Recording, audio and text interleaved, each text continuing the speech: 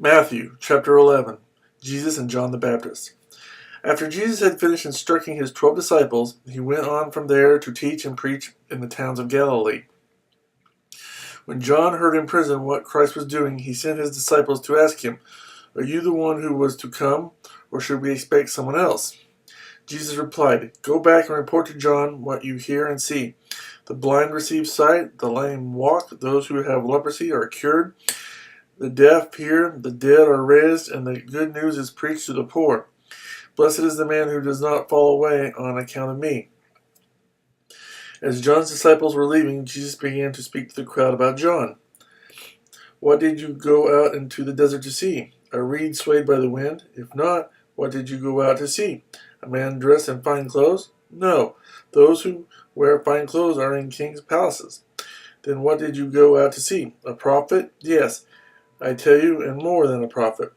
This is the one about whom it is written, 'I will send my messenger ahead of you, who will prepare your way before you.'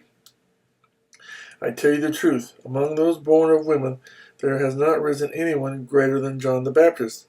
Yet he who is least in the kingdom of heaven is greater than he.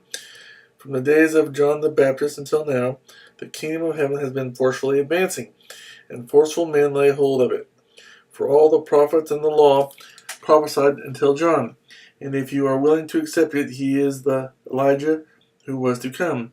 He who has ears, let him hear. To what can I compare this generation? They are like children sitting in the marketplaces and calling out to others. We played the flute for you, and you did not dance. We sang a dirge, and you did not mourn. For John came neither eating nor drinking, and they say he has a demon. The Son of Man came eating and drinking, and they say, here is a glutton and a drunkard, a friend of tax collectors and sinners. But wisdom is proved right by her actions.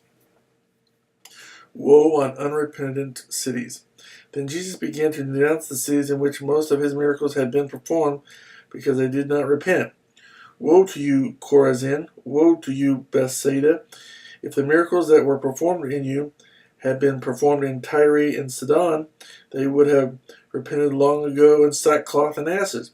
But I tell you, it will be more bearable for Tyre and Sidon on the day of judgment than for you. And you, Capernaum, will you be lifted up to the skies? No, you will go down to the depths. If the miracles that were performed in you had been performed in Sodom, it would have remained to this day. But I tell you that it will be more bearable for Sodom on the day of judgment than for you. Rest for the weary. At that time Jesus said, I praise you, Father, Lord of heaven and earth, because you have hidden these things from the wise and learned and revealed them to little children. Yes, Father, for this was your good pleasure. All things have been committed to me by my Father. No one knows the Son except the Father, and no one knows the Father except the Son, and those to whom the Son chooses to reveal him. Come to me, all you who are weary and burdened, and I will give you rest. Take my yoke upon you and learn from me, for I am gentle and humble in heart, and you will find rest for your souls. For my yoke is easy and my burden is light.